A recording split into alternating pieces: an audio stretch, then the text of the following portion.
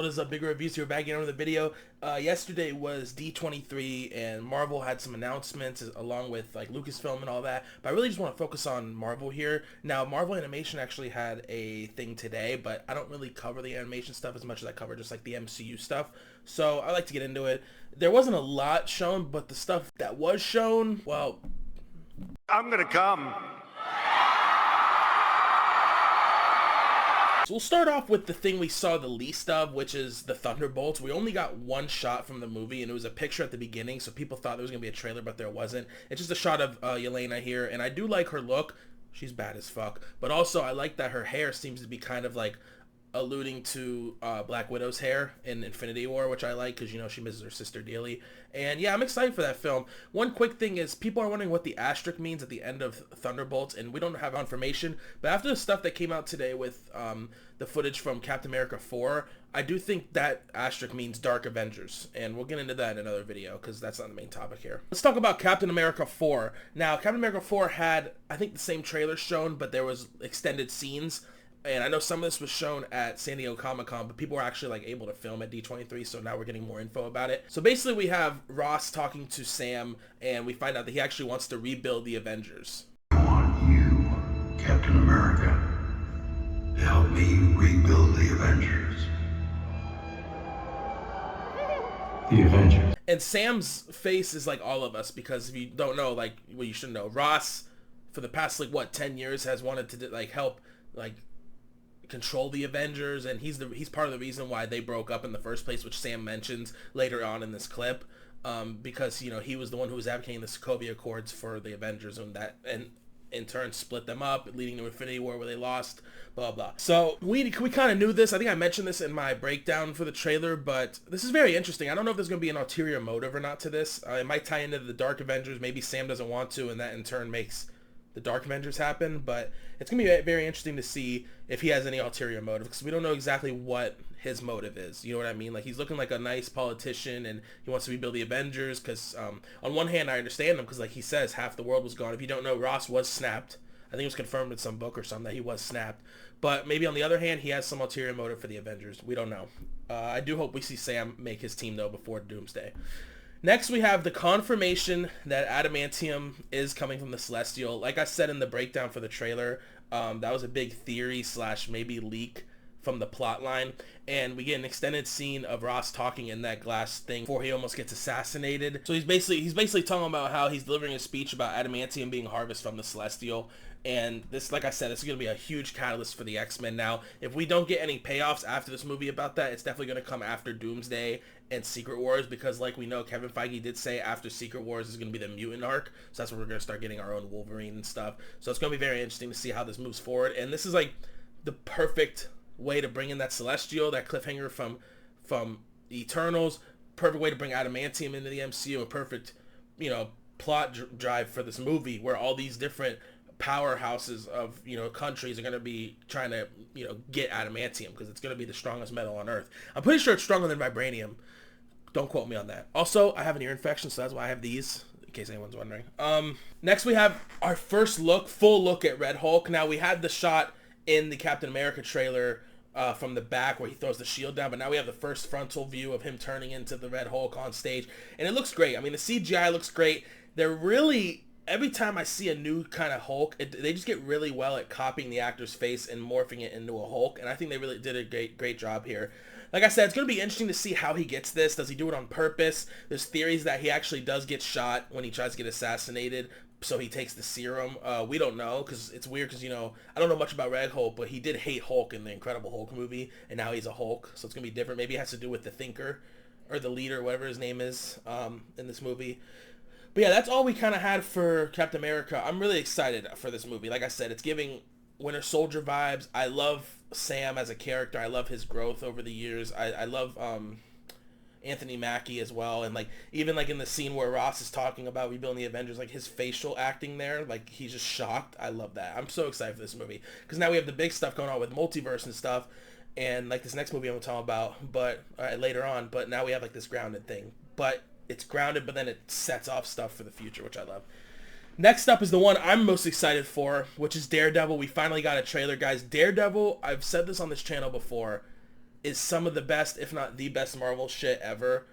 Go watch it. Seasons 1, 2, and 3 are on Netflix, and this trailer confirms in my mind and everyone's mind that they're canon. If you don't know, they've ever since they announced that Daredevil's coming back, they've always been really tight-lipped and like vague on if that show is canon to this show, or like the Daredevil we're seeing since No Way Home is the same Daredevil from the show, or if it's just the same actor. But I think this all out confirms it, and they don't show anything that says no. So I think it's confirmed. But guys, go watch it. It is so good. It's literally street crime, but the camera work, the acting, the action, everything in that show is incredible. But if you don't know, this show was actually filming for a while, and leaks basically come out about the show, and apparently it's like ass, right? Like, some of it's good, but apparently like he doesn't even suit up in the suit for the whole show. Apparently Foggy and Karen aren't even in it, and they're like dead off screen or something. And so basically, and like Vanessa's recast. So apparently the leaks, I don't know if they did this because of the leaks or just Marvel. This show is literally the reason why Marvel like changed how they approach television now. They have the showrunners who stay consistent throughout the seasons and stuff, and they basically rewrote a lot of this season and shot it, and now it looks incredible. I mean, Foggy and Karen are here on screen. The Punisher, John Bernthal, is back. I love this look. He just looks so unhinged. You can tell he's like, I don't know what he's been doing since we last saw him, and it's going to be very interesting. You'll see Bullseye back, which I'm so excited. That was the one person I didn't know if they were going to bring back or not. If you guys don't know, spoilers by the way if you haven't seen the show, Daredevil season 3 literally ends with like Bullseye getting spinal treatment, and it zooms into his eye and you see the Bullseye logo. I'm so excited for that. It was like a really quick and you miss it thing.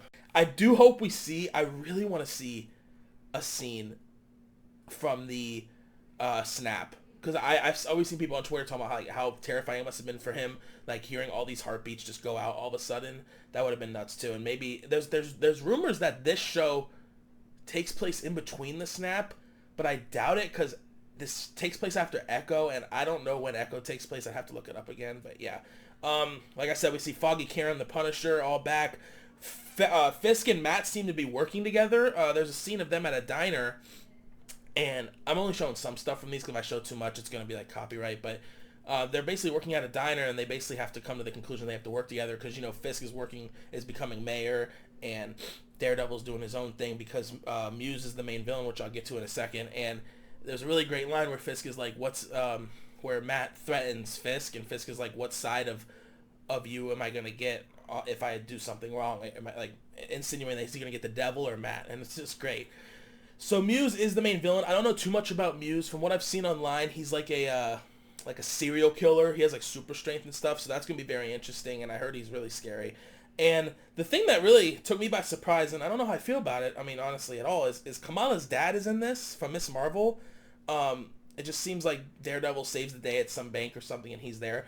It's just weird to me, because I'm pretty sure Kamala's dad was, like, either caught talking to a minor, or he was sending, like, pictures without consent to a woman. I have to look it up, but it's weird, because I've seen a lot of discourse online about him ever since Miss Marvel came out, and they keep showing him. It's just weird that they would keep him around, but he is in the show, and this show overall does look incredible. The trailer gave off the Netflix vibes. It gave off we see Matt whoring around. You know, Matt always whores around. I genuinely do think it's going to be great. I'm excited for it. Season 2 is already greenlit, and yeah.